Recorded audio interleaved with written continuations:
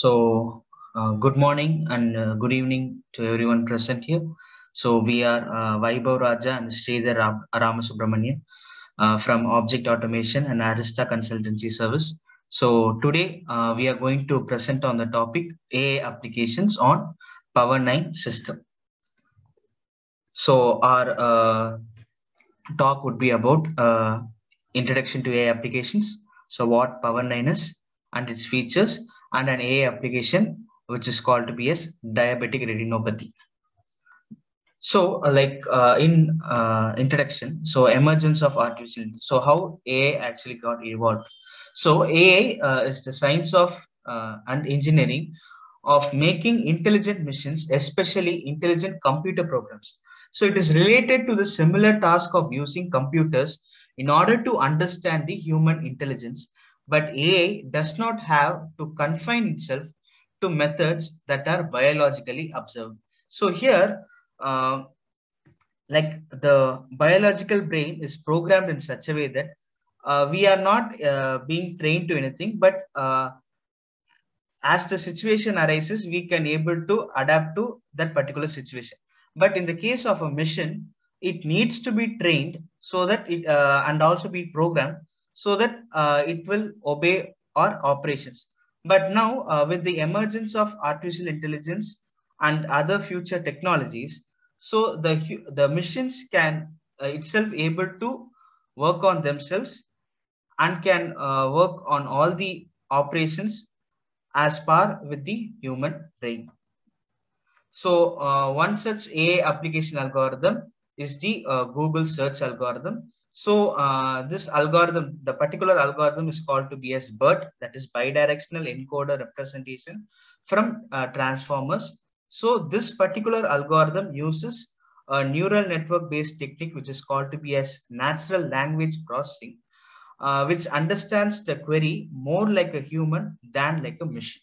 So here, when we are trying to search anything on the Google, the very next moment we are trying to get some recommendation based upon the text we are searching. So that particular algorithm is trained in such a way that when the user is about to give some input based upon the text, we are getting the output, that is the search results. So here you could see one particular result is being highlighted apart from the other result. So this is because this algorithm analyzes which are the links or which are the web pages are being visited the most by the users. So based upon that analytics, it chooses this particular website as the most visited, and this will be kept visible in the first place. And also it tends the user to search more, and so that based upon our search query, it also displays some of the questions like this. So this is how this BERT algorithm actually works, and it is one such AI application which we use in a day-to-day life. And another algorithm is the recommendation system.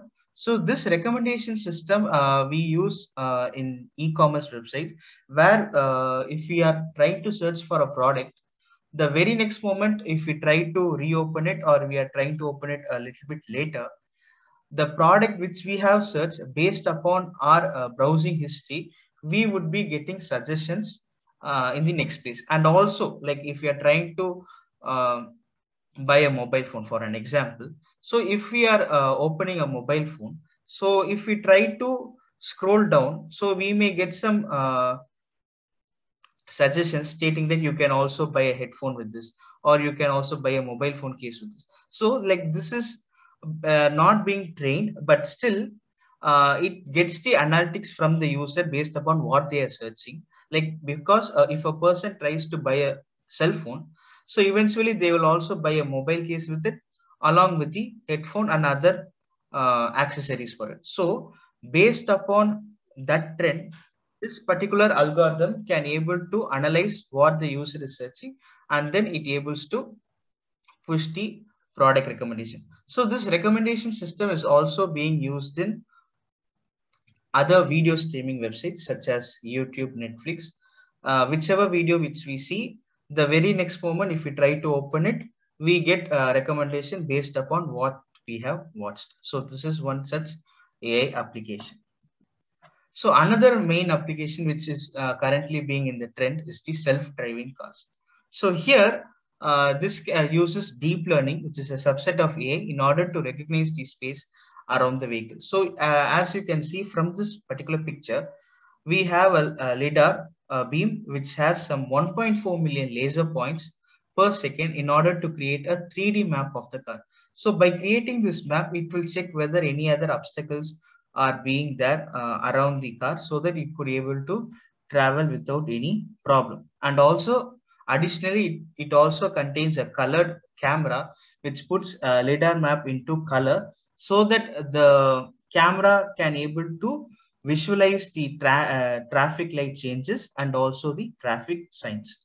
And also apart from that, we can also have an antenna on the roof of the car in order to position itself from the GPS. And there are some other LiDAR modules in the blind spots, so that if any obstacle occurs, so the car could be able to stop or it can change its direction. And since this car is being equipped with more and more electronics, so there is a chance of getting heated. So in order to stop that, a cooling system is also installed in the bottom part of the car, so that it makes sure everything runs without any heating. So this particular AI technology is already being in use in cars made by Toyota, Mercedes, Audi, Volvo, and Tesla, and it is sure to revolutionize how people drive and enable vehicles in order to drive themselves. So now let us see what Power9 processor is and why do we use it in the first place. So now we discussed about some of the AI applications. Now let us see what Power9 processor is. So IBM Power9 server is a series of high-end application level servers and part of its company's power systems line. So this is designed in order to develop HPC, that is high performance computing, speed and bandwidth for its heavy workloads. Power9 applications include in-memory databases, analytics, cloud environments, and AI, particularly deep learning and machine learning. So when compared to other processors, the Power9 processors are especially built in order to handle heavy workloads, and also it could able to optimize some popular AI frameworks, that is TensorFlow, Chainer, Caffe, PyTorch, and so on. So some of the features of Power9 is that it is equipped with Power VM. So it is a power systems hypervisor for dynamic scaling of compute resources and memory on demand. So it is equipped with the PCI Express 4.0 card, and then it has OpenCAPI, and it provides a chip level security, and also it has a lower software and hardware maintenance cost. So if one equips a Power9 server, their maintenance cost is much lesser. And also it uses NVLink 2.0, which is a wire-based communications link by NVIDIA for faster data transport between the CPU and the GPU. And apart from that, it has an intelligent storage controller, so that if a person tries to use more of its storage, so these controllers would stop from that process. And also it has its own regulated power supplies, so that it could save itself from any electrocution. And also it contains a distributed system clocks that will activate if the main system clock fails. So let us see about the power processor roadmap. So the Power 7 processor was developed in the year 2010, and its breadth was around 45 nanometer. And from that till Power9, so it has drastically reduced from 45 nanometer to 14 nanometers. And now currently we have the Power 10 family of the processors. So this is how it has been evolved. So as the years have been increasing, the breadth of the processor is being decreased, and also the number of threads and cores is also being increased. Okay, now let us see some of the deep workload optimizations in the Power9 process. So these are some of the organizations and companies that use Power9 process effectively. So these are some of its features, that is emerging analytics in the field of artificial intelligence and cognitive, because by using Power9 servers, it delivers 2 into compute resources per socket, and it is built for acceleration of open power solution enablement, and it is also mainly used for technical high performance computing. So it has some highest bandwidth of a GPU attached, and then high bandwidth of directly attached memory. And this Power 9 could well be used for cloud computing of packaging or cost optimization for a range of platforms. It has some superior virtualization features such as security, power management, QoS, and interrupt. And this Power 9 processor is built with a state-of-the-art input-output technology for network and storage performance. And mainly, Power 9 can be used for enterprise organization where it can have a large, flat, or scale-up systems. It's buffered memory for maximum capacity. It has a leading RAS and then improved caching. So that if we try to access an application once again, it could able to load very much quickly. So the talking about the Power 9 cores, so this one is equipped with optimized for stronger thread performance and efficiency. So by using this, it increases the execution bandwidth efficiency for a range of workloads, including the commercial, cognitive, and analytics.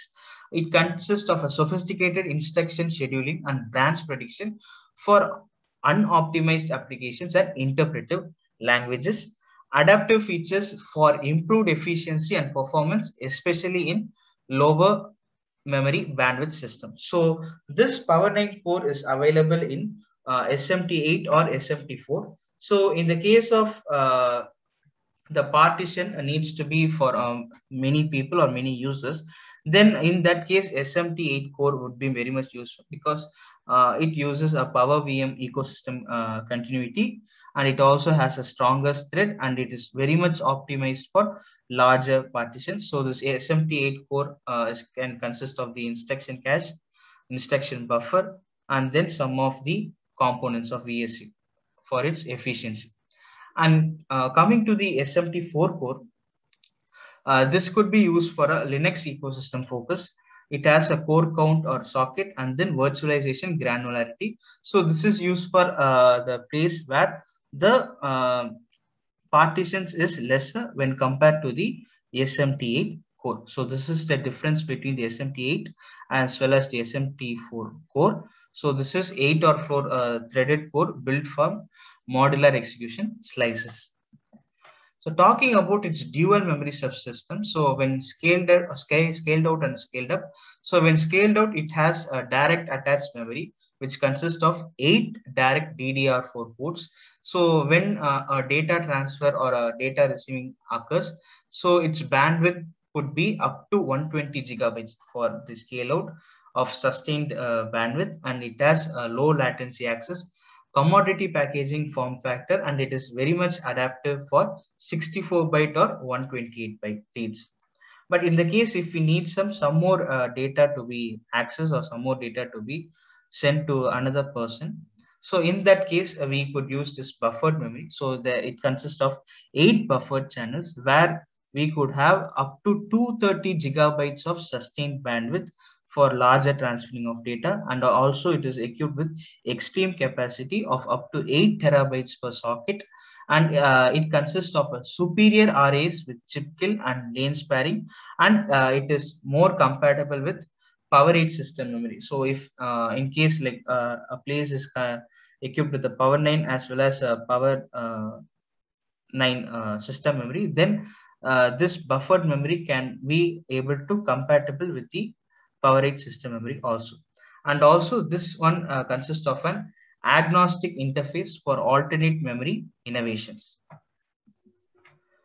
So let us talk about the common features that are available in Power 9 processor. So here, as you can see, it consists of a new core microarchitecture, which is very much equipped with a stronger thread performance, efficient agile pipeline, and it is equipped with PowerISA version 3.0, and also it is being enhanced with cache hierarchy, where it contains of 120 megabits of NUCA L3 architecture, and it could be able to fed by 7 terabytes per second on chip bandwidth for higher data transfer. And this one could be very much used for cloud plus virtualization innovation, because as we have mentioned earlier, a Power9 could be partitioned so that many users could be accessing the server at the same time. So in the case of cloud or virtualization, this would be very much useful, where the performance won't be affected even if all the users are active at the same time. The quality of service assist, new interrupt architecture, it is a workload optimized frequency and hardware enforced trusted execution. And coming to this breadth, so it is a 14 nanometer FinFET semiconductor process. So it is developed in such a way that it will improve the device performance and reduce energy. It consists of a 70-layer metal stack with EDRAM, and then it also contains 8 billion transistors.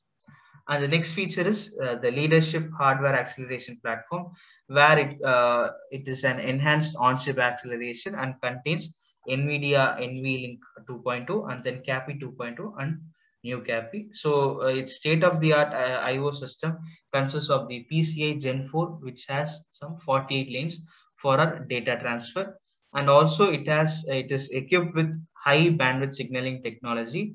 If we use a local SMP, then the data transfer rate would be 16 gigabytes per second. And if it is a remote SMP with an accelerator, then the data transfer would be 25 gigabytes per second in the common link interface. So talking about the Power9 processor family, so we have the core count as SMT4 and SMT8. So this one is being in such a way that so in scaled out and scale up. So in scale out, we could have up to 8 DDR4 ports, and then here we have 8 buffer channels for our higher data transfer. So and also in scale up, we will have a large multi-socket so that it could able to handle a lot of users at the same time. And coming to the CPU core performance of Power9, so here we have the performance of Power8. So when compared to that, these are some of the performance of the Power9 processor. So when talking about the commercial and then the data types such as integer, float, or scripting, so the performance has been outlawed when compared to the Power8. And when talking about the graph analytics and business intelligence, the performance of Power9 has been shown very well when compared to other components. So this is how the socket performance of Power9 has been evolved. And talking about the PowerISA version 3.0, so this particular instruction set architecture is being implemented on Power9. So it has a broader data type support, so that it is not only limited to integer or float, but also it has a 128-bit IEEE 754 quad precision float, so which can be used for applications that contain financial or any other security applications. And it has an expanded BCG and 128 byte of decimal integer for database and native analytics. And it also contains an half precision float conversion, which could be used for a broad bandwidth acceleration and then the data exchange. And it can also support emerging algorithms like enhanced arithmetic and SAMD, and then random number generation instruction. And the PowerISA version 3.0 is also equipped with accelerating emerging workloads of memory atomics for high-scale data-centric applications, and also for hardware garbage collection, that is optimizing response time of interpretive language. So when talking about interpretive languages, so when we are trying to run a Python program, for an example, so being Python being an interpretive language, so each and every, like when we are trying to compile a Python program, so each and every line will be compiled when it is being run. So in the case of running a Python program of some like a lot of lines of code, then using PowerISA's hardware assisted garbage collection, that response time, that is the compilation time, will be reduced so that we are able to get the results much easily. And then the cloud optimization, which is an enhanced translation architecture, which is specially optimized for Linux. And then it has some enhanced accelerator virtualization, and then the hardware enforced trusted execution. And talking about the energy and frequency management, so the Power9 workload optimized frequency can manage energy between the threads and cores with reduced wake up latency.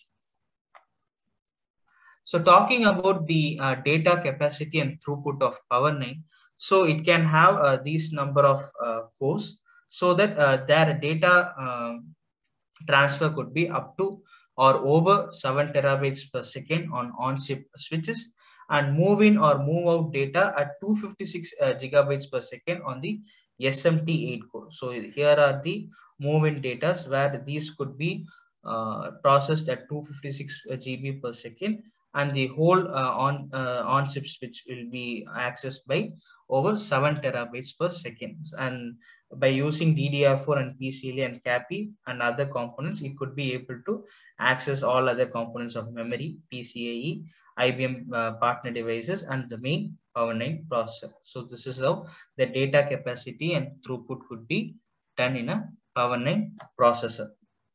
So other features of this Power9 is that the modular constructs can have a higher speed of 25 gigabits per second of signaling. So utilizing the best of breed 25 gigabits per second optical style signaling technology, so that it could be connected to a multi-drawer SMP interconnect or NV link to GPU accelerator, or an open CAPI accelerator attached, so that it is very much flexible and a modular packaging infrastructure. So here it could try to access the NVIDIA's NVLink GPU, and here it can access the application which we have developed on top of the power processor. So this Power9 ecosystem enablement has been done by the Open Power Foundation. So it is accelerating open innovation. So it has grown from 5 to over 200 members in less than 3 years. So Power9 is an engineered for open power application. So it is built for a broad range of deployments and platforms, open and flexible solutions, and it is very much ideal for developers. So if anyone could able to access the Power9 system, they could do so if their university or their organization is equipped with Power9 processor or a Power9 server, so that when compared to a normal server or a normal CPU, the processing power of Power9 is extremely high, so that the very new applications could be created. And if it is being implemented in colleges or universities, then students could be able to access these servers at a very young age, and they could be able to develop their own AI applications in future. So with this, I conclude my session. So now Mr. Sridhar will continue with the application on diabetic retinopathy. Over to you, sir. Thank you, Vaibhav. Thank you. Yeah, let me share my screen. Let me know once my screen is visible. It is visible, sir. Is visible. Thank you. So good morning, good evening, good afternoon, wherever you are situated. I'm Sridhar Ramasubramanian. I have the ERP consulting experience of more than 11 years. Out of this, the last couple of years, I've been working on the data science domain as a data scientist and working on a couple of projects on the IBM Power9 server. So with this, let me jump to the slide. So over here, what we're seeing is the OpenCAPI architecture. The OpenCAPI or the CAPI, it is implemented as a functional unit inside the CPU. It is referred or called as the Coherent Accelerator Processor POCSI, the CAPP, with the corresponding unit on the accelerator side, which is referred to as the PSL or the Power Service Layer. So in the previous versions or the CAPI 1.0 and 2.0 architecture, these were separate. So the CAPP was situated inside the power chip or your CPU, and the PSL was situated inside the accelerator chip or the GPU. So in the higher versions or 3.0 CAPI version architecture onwards, the PSL itself is shifted to the power chip or the CPU itself. So this actually enables the CAPP and the PSL units, both of them acts as a cache directory.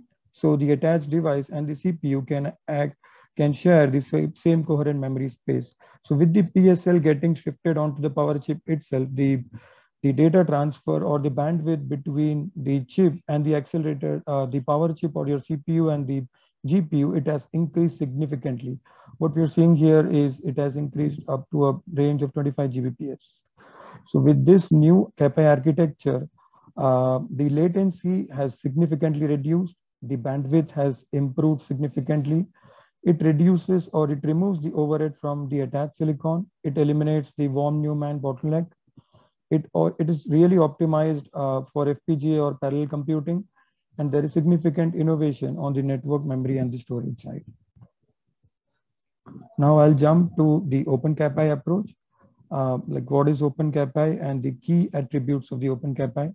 So OpenCAPI is an open interface architecture that allows any microprocessor to attach basically to the coherent user level accelerators and IO devices, which we saw in the previous slide and what Vaibhav was sharing, like the GPUs and other IO devices. It also supports advanced memories accessible via read or write or the user level DMA semantics. It is really agnostic to the processor architecture. Now, some of the key attributes of OpenCAPI are it has high bandwidth, low latency, it is really interface, it is really optimized for low interface, and it is streamlined. There's a streamlined implementation of the attached devices. As we saw in the previous slide, the significant throughput of 25 Gbps signaling, and the protocol is built in such a way to enable very low latency between the CPU and the attached device or GPUs. Then the complexities of the coherence and the virtual addressing implemented on the host microprocessor is simplified to the attached devices, and it facilitates interoperability across the multiple CPU architectures. It also supports attached devices wherein they can operate natively within an application user space and also coherently within the processors, multiple processors, CPU, GPU. This really allows the device to fully participate in the application without any kind of kernel involvement. This also supports a wide range of use cases and access semantics, like it supports the hardware accelerators, high performance IO devices, as well as the advanced memories. Now, this OpenCAPI approach is really 100% open consortium, and all the company participants and ISAs are welcome to contribute to the approach. Now we'll jump on to the OpenCAPI 3.0 features. It really supports the base accelerator support, wherein the accelerator reads with no intent to cache, and the DMA writes using the program addresses. The features include the accelerator is working in the same address domain as your host application. So this really enables the pointer chasing, like the linked list are now possible without the device driver involvement. Then the address translation on the host or the processor with the error response back to the accelerator or the GPUs. It is very efficient way of reducing the latency using the host processor ATC and MMU. It supports non-posted writes only, as well as the ability for partial read-write DMS. It also supports translate touch to warm up address translation caches, as well as the wake up host thread. And one of the important points to note here is the atomic memory operations to the host processor memory. With this, the accelerator can now perform atomic operations in the same coherent domain, just like any other host or your CPU processor thread. Now, coming back to some of the key features of the Power9 processor, it is built for the cognitive era in consortium with the Open Power Foundation. It really has the enhanced core and chip architecture, which is very much for the emerging workloads. Now with this, it supports with the new core, which is optimized for the emerging algorithms to interpret and reason with the incoming data. It supports high bandwidth, scale, and the capacity to ingest and analyze the huge data set that comes in for analysis and model building. The processor family with the scale out and scale up optimization silicon, with this, it is enabled for a range of platform optimizations from your HSDC clusters or high scale data center clusters to your enterprise class systems. It is also for the family, it's also for the extreme virtualization capabilities for the cloud. It also supports Premier Acceleration Platform, which in turn supports heterogeneous compute options, state-of-the-art IO, and it is engineered to be open. Now, we'll see a couple of key features of the Power9 AC922 system, which is where we are kind of building some of our use cases. So it is the first server to feature the next generation of the industry standard for PCIe 4, the PCIe generation 4. So the PCI G4, it delivers approximately 2 times bandwidth than the PCI G3 found or the generation 3 found in x86 servers. It has faster IO, up to 5.6 times more IO bandwidth and 2 times more threads as compared to the normal general x86 servers. It is the latest power processor designed for AI workloads. It has advanced GPUs, up to 6 NVIDIA Tesla V100 GPUs with state-of-the-art NVLink 2.0 that provide massive throughput that we saw initially in one of the slides which Vaibhav was showcasing. That is actually really useful for HPC, deep learning, and AI workloads. It also supports coherence that we saw in the OpenCAPI slides, that it supports shared RAM, which really improves the throughput between the CPUs and the GPUs. And it is also built scalable from one server to your supercomputers.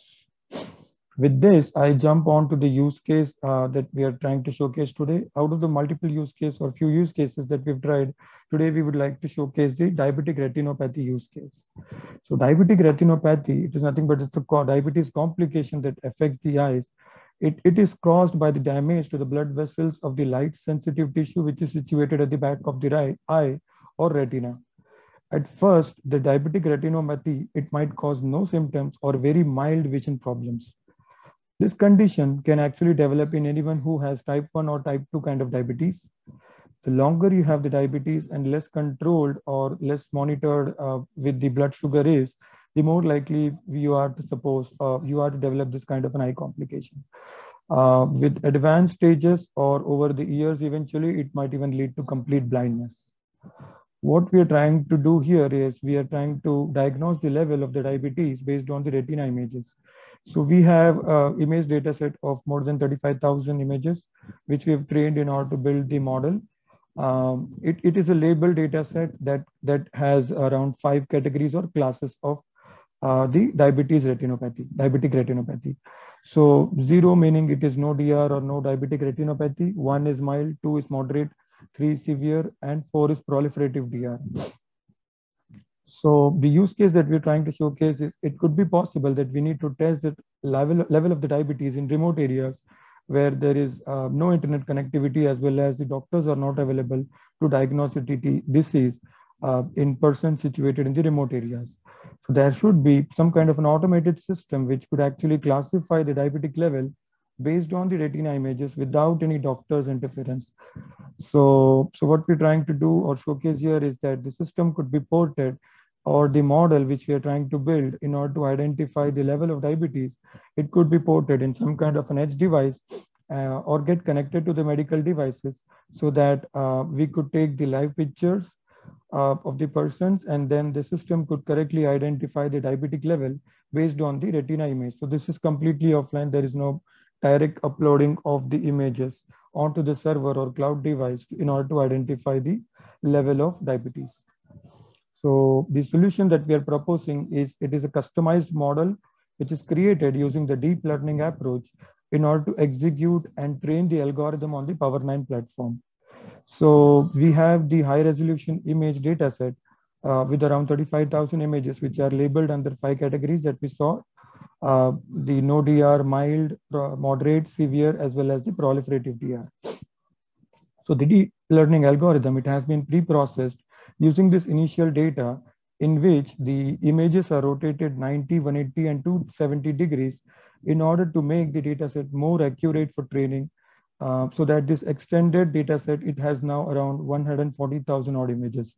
So what we did is we took the initial 35,000 image data set, and we rotated each of those images by 90, 180, and 270 degrees, so that all the even if the images are rotated at specific degrees, the model should be able to identify the level of diabetes with the image, even if the image is rotated at some particular angle.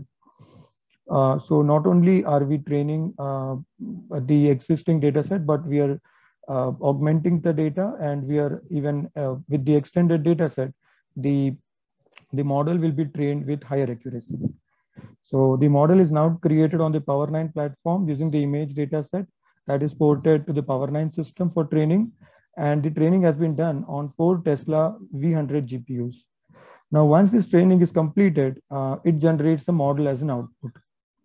Now, continuing with the solution provided, this kind of generated model from the Power9 system, it could be ported on any commodity device, mobile device, or let's say even an edge device such as Jetson Nano. So Jetson Nano, the reason behind choosing is it is a very portable device that can be transported very quickly, as well as it requires very less amount of power. It runs on as little as 5 watt power. So this is where we selected so that we could actually use it at a remote location.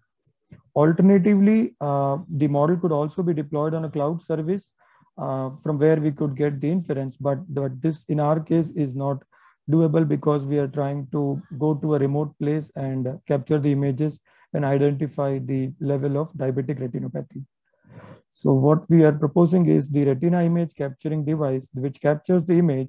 It sends the image to the cloud, or in our case, the local edge device, which runs the model, and it calculates the level of diabetes. So once the level of diabetes has been calculated, it is basically that new image is now available with a label. So this labeled image is now sent back with this marking back to the Power9 system, which will further enhance our model based on the new images. So if the retina, as I said previously, if the retina capturing device is a portable device working in remote areas with no internet connectivity, we can design a new device that will adopt the model on the hardware and do the inferencing on the new images, which is completely captured offline. So this is a high-level flowchart of the solution that we are proposing. The diabetic retinopathy high-resolution labeled image dataset, which is our original dataset. So we use that images for pre-processing and we augment that data. This augmented data is then passed on to the Power9 system for model training. That trained, the model is now trained and we have the weights and the biases available. So that we actually pass on to the Jetson Nano device, the edge device. From here, basically, we capture the retina image using the capturing device, and then we pass on that back to the Jetson Nano device in order to infer like the level of the diabetic retinopathy. So this inference, we are doing it on the Jetson Nano itself as we are doing it at a remote location. It could also be done on cloud by sending the image to the cloud. So once we have identified and labeled that image, we then pass it back or uptrain it back to the original model so that the model again, it improves the efficiency with these new images. Continuing with the solution provided, we used a CNN model that has been trained on 35,000 labeled retina images. Our model uses VGG16 network architecture to get trained from scratch on the Power9 server. The original 35,000 images, as I said previously, it is augmented to 140,000 images, out of which 20% images are validation set of images used to validate the training accuracy during the training process. The model is trained until 50 epochs so that we get around close to 97% accuracy. The notebook code could be accessed at this particular location. Now, continuing with the solution provided, what we actually did is we logged into the Power9 system. We imported the dataset, training dataset of more than 80 GB. This has more than 35,000 images in the trained dataset with the range of 4,000 pixels into 4,000 pixels. So each image is close to 8 to 10 MB. So this is just a sample of the training image with all the retina images. These images are then pre-processed and scaled down to 256 pixels into 256 pixels and also augmented by rotating each of those images by 90, 180, and 270 degrees. Afterwards, we train the CNN algorithm on this data. Now, once the training is completed with certain number of epochs, it generates a model in the models directory with the appropriate recall values as we see here with the .h5 extensions, and this model contains the weights and biases of the complete training. Now, once this model is trained, we need to make it enable to run in the inference or get the inference in an edge device, wherein here we have selected the Jetson Nano device. So first we set up the Jetson Nano device as per the instructions given below in the NVIDIA website. So once the Jetson Nano is up and running, we have then installed the TensorFlow on the Nano application, Jetson Nano application for inferencing at remote locations. So we come back to the Power9 system once the Jetson Nano is up and running, so that because we need to transform the model in a format that could be supported on Jetson Nano. As we saw in the previous slide, the model output is a h5.h5 file, which includes all the weights and biases of the model. We freezed it into a TensorFlow graph for inferencing and to identify the input and output tensors of the model. Now we create a tensor RT graph in our local systems. Normally this graph is frozen when you use it for deploying. However, it is not optimized to run on the Jetson Nano, considering the speed and the resource efficiencies available in the Jetson Nano system. So this is where the tensor RT comes into play, wherein it fuses the layers and tensors together, which further optimizes the use of GPU memory as well as bandwidth in the Jetson Nano system, because it's a small commodity device as compared to a Power9 system. Now, the output of the above step is a .pb file, which is then transformed model in order to be supported on the Jetson Nano device in order to get the inference. So we then load this model on the Jetson Nano device. So here we see once it is loaded, this TensorRT model is loaded into the Jetson Nano device. What we are seeing here is this is the 3 images which we are trying to validate. So this is the no DR. It says that for this particular image, there is no DR. So there is no diabetic retinopathy. So here we can see that the weight has actually, it is 0.8 amongst the 5 classes of no DR, mild, moderate, severe, and proliferative DR. The highest weight is for the no DR. So it is close to 0.8. Remaining ones are 0.08, 0.08, so on and so forth. So it is saying the model is giving the inference as no DR. For the second image, we can see that it is mild, basically, wherein the weights for the mild is 0.4 and the remaining ones are even lesser than that. For the third image, what we are saying is, again, it is no DR or no diabetic retinopathy, wherein the weight for this is 0.86 and the remaining ones are even lesser than that. It is 0.2, 0.7, 0.07, 0.01, and so on and so forth. So with this, we've kind of tried to analyze capture the image and try to analyze the inference we tried to infer on the Jetson Nano device. Like what is the level or the stage of diabetic retinopathy based for the validation data set. With this, we come to an end of the presentation. I will stop sharing. Thank you.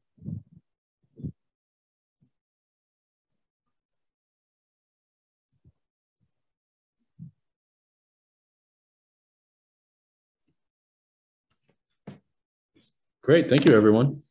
Any questions? Use the chat feature if you need to.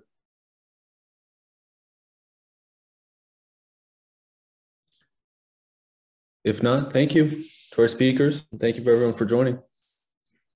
Yeah, thank you. Next talk is thank you. Thank you.